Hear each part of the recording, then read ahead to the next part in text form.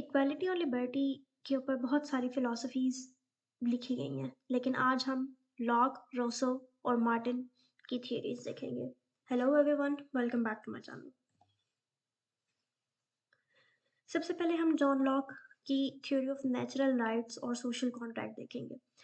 Natural rights में Locke argue करता है कि इंडिविजुअल के पास एक इनहेरेंट राइट है उनकी लाइफ का, लिबर्टी का, प्रॉपर्टी का, जो कि स्टेट और गवर्नमेंट उनसे छीन नहीं सकती और ये राइट उनके पास ही रहेगा।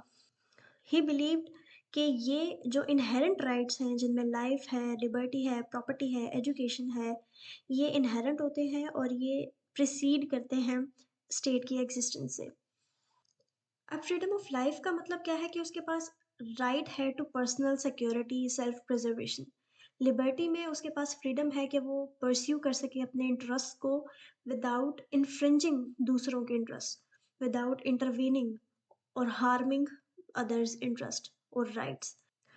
प्रॉपर्टी जो है वो लॉक की फिलॉसफी का एक कॉर्नरस्टोन कॉन्सेप्ट भी कह सकते हैं। इस पे लॉक ने बहुत सारी जो है वो डिस्कशन की। और सोशल कॉन्ट्रैक्ट के ऊपर लॉक ये कहता है कि इंडिविजुअल्स वॉलंटरली एग्री करते हैं कि वो अपने राइट्स गवर्नमेंट्स को दे देते हैं in exchange for protection of the remaining rights. अब लॉ के लिए बेसिकली जैसे मैंने बताया, सोशल कॉन्ट्रैक्ट एक वॉलंटरी एग्रीमेंट है इंडिविजुअल्स के दरमियान में, ताकि एक गवर्नमेंट बने और वो गवर्नमेंट प्रोटेक्ट करे नेचुरल राइट्स को, सिटीजन्स के नेचुरल राइट्स को। और ये जो गवर्नमेंट बनाई जाएगी एक सोशल कॉन्ट्रैक्ट के अकॉर्डिंगली, वो लेजिटिमेट होगी ओनली इफ़ ये ऑपरेट करे with the consent of the governed, यानी जो भी पब्लिक है उसके कंसेंट से ये गवर्नमेंट जो है वो काम करनी चाहिए और ये लेजिटिमेट सिर्फ तभी हो सकती है और ये प्रिंसिपल्स के जस्टिस के ऊपर काम करनी चाहिए। और जब एक गवर्नमेंट टायरनिकल हो जाती है, टायरनी करती है, मोनार्की इम्पोज करती है और फेल कर हो जाती है कि वो सिटीजन्स के राइट्स को इंश्योर कर सके, अपहोल्ड कर सके, तो सिटीजन्स के पास ये एक उनकी मॉरल ऑब्लिगेशन है, एक मॉरल ड्यूटी है कि वो रिवोल्ट करें, वो उस गवर्नमेंट को गिरा दें। अब इसका इम्पैक्ट क्या हो सकता है लिबर्टी के ऊपर कि जॉन लॉक ने एम्फसाइज़ किया इंडिविजुअल लिबर्टी के ऊपर। और उसने ये आर्ग्यू किया कि लिबर्टी सिर्फ, उसका मतलब ये नहीं है कि एब्सेंस ऑफ लॉ है, बट रादर एक ऐसी ज़िंदगी, एक ऐसी लिविंग जो कि लॉज़ के अंडर बनाई जाए म्यूचुअल कंसेंट से। Rousseau's concept of general will and ideal state. अब जनरल विल में रोसो ये कहता है कि एक कलेक्टिव इंटरेस्ट है सोसाइटी का और ये ट्रांसेंड करती है इंडिविजुअल डिज़ायर्स को। उसने ये आर्ग्यू किया था कि जो ट्रू फ्रीडम होती है ना, वो ट्रू फ्रीडम सिर्फ तब पाई जाती है जब इंडिविजुअल्स अपनी अम, एक दूसरे के साथ अलाइन होते हैं उनकी जनरल विल के अकॉर्डिंगली और वो कॉमन गुड को प्रायोरिटाइज करते हैं रिगार्डलेस ऑफ उनके सेल्फ इंटरेस्ट को। ठीक है, जनरल विल में ये एक कॉन्सेप्ट है कि कॉमन गुड को प्रायोरिटाइज किया जाएगा और ये बेसिकली कलेक्टिव विल होती है लोगों की। और इसमें कॉमन गुड को, एक कॉमन गुड उनका एम होता है, चाहे इंडिविजुअल्स में डिसएग्री विद इट, लेकिन स्टिल ये उनका एक कॉमन गुड होगा। आइडियल स्टेट में रोसो ने इन्विजन इस तरह से एक आइडियल स्टेट को किया कि एक डायरेक्ट डेमोक्रेसी होनी चाहिए जहाँ पे सिटीजन्स एक्टिवली लॉज को शेप करें, पॉलिसीज़ को शेप करें। अब लॉक जो था वो ये देखता था कि प्रॉपर्टी एक नेचुरल राइट है, लेकिन रोसो ने प्रॉपर्टी को देखा कि ये एक सोर्स ऑफ इनइक्वालिटी है, ये एक सोर्स ऑफ कॉन्फ्लिक्ट है।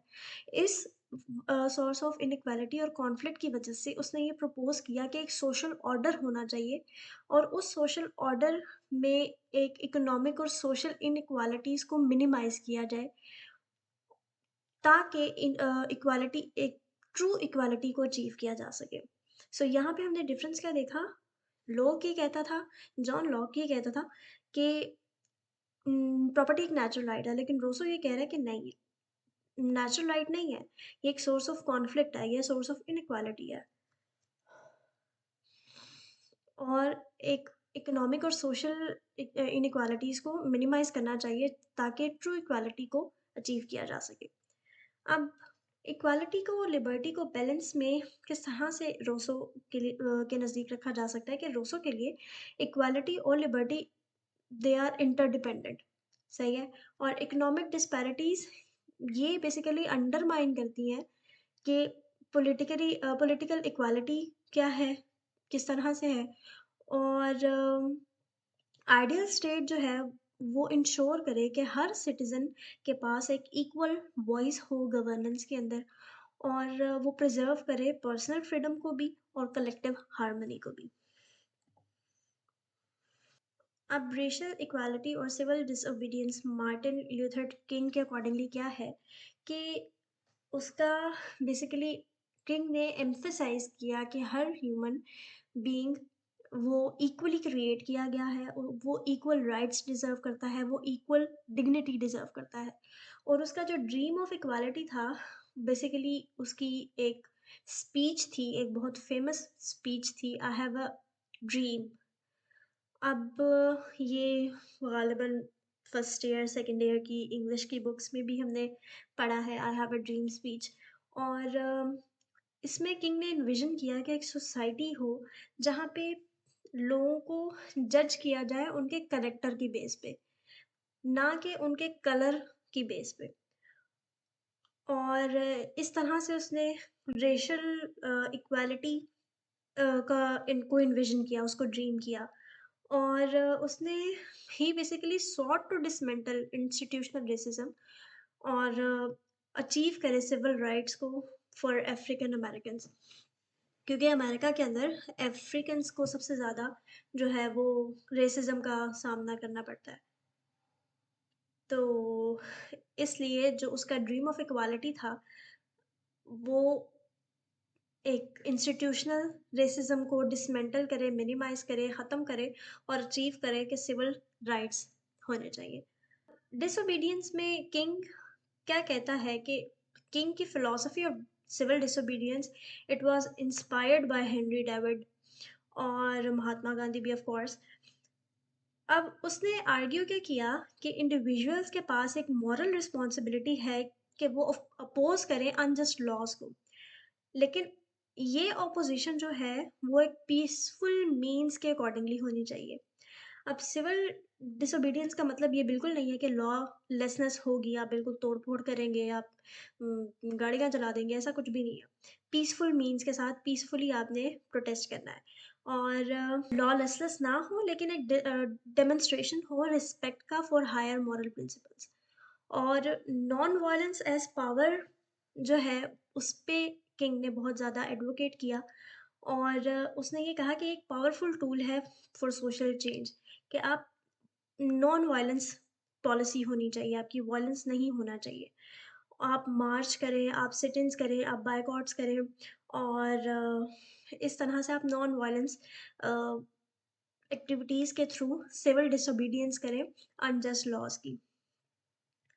अब लिबर्टी की फाइट किंग में क्या कहता है कि किंग ने ये एक्सपैंड किया द कॉन्सेप्ट ऑफ लिबर्टी ताकि इंक्लूड करे सिर्फ फ्रीडम को ही नहीं, फ्रीडम ऑफ ऑपरेशन को ही नहीं, लेकिन एक ability to participate fully in society, सही है। और किंग के लिए लिबर्टी जो थी विदाउट इक्वालिटी वो हॉलो थी, वो बिल्कुल खोखली थी। अ, जैसे कि सिस्टमैटिक बैरियर्स जो हैं वो प्रिवेंट करते हैं मार्जिनलाइज्ड ग्रुप्स को from enjoying the true freedom. तो इसलिए जो किंग के अकॉर्डिंग हर इंसान का, हर इंडिविजुअल का एक इक्वल से होना चाहिए गवर्नेंस के अंदर। अब जब हम कंपेयर करते हैं प्रिंसिपल्स ऑफ इक्वालिटी और लिबर्टी को इन तीनों थिंकर्स के अकॉर्डिंगली, तो इक्वालिटी लॉ के अकॉर्डिंग इक्वालिटी जो है वो एग्जिस्ट करती है एक स्टेट ऑफ नेचर में, जहाँ पे no person has authority over another. जबकि लॉ लिबर्टी को ये कहता है कि लिबर्टी एक फ्रीडम टू एक्ट है, एक बाउंड्री के अंदर विदिन लाइक नेचुरल लॉ की बाउंड्री के अंदर, और ये जस्ट गवर्नमेंट से प्रोटेक्ट होनी चाहिए। रोसो रोसो इक्वालिटी के बारे में क्या कहता है कि इक्वालिटी जो है वो एक सेंट्रल है सोशल कॉन्ट्रैक्ट के लिए, और उसने ये आर्ग्यू किया था कि इकोनॉमिक और सोशल लेवलिंग होनी चाहिए ताकि प्रिवेंट किया जा सके पावर इम्बैलेंसेस को। जबकि लिबर्टी के बारे में रूसो ये कहता है कि लिबर्टी अचीव की जा सकती है through alignment with general will, और प्रायोरिटाइज करें कलेक्टिव फ्रीडम को ओवर इंडिविजुअल ऑटोनॉमी। जबकि किंग इक्वालिटी के बारे में ये कहता है कि इक्वालिटी एक लिव्ड रियलिटी है। ये रिक्वायर करती है कि सिस्टमैटिक बैरियर्स को ख़त्म किया जाए, और उसने बोथ सोशल और लीगल इक्वालिटी के बारे में एम्फसाइज़ किया। जबकि लिबर्टी के बारे में जो है वो किंग ये कहता है कि एक एब्सेंस ऑफ ऑपरेशन है लिबर्टी, और liberty is also the presence of opportunity, और ये प्रेजेंस ऑफ अपॉर्च्युनिटी जो है वो ये रिक्वायर करती है कि एक्टिविज्म होना चाहिए।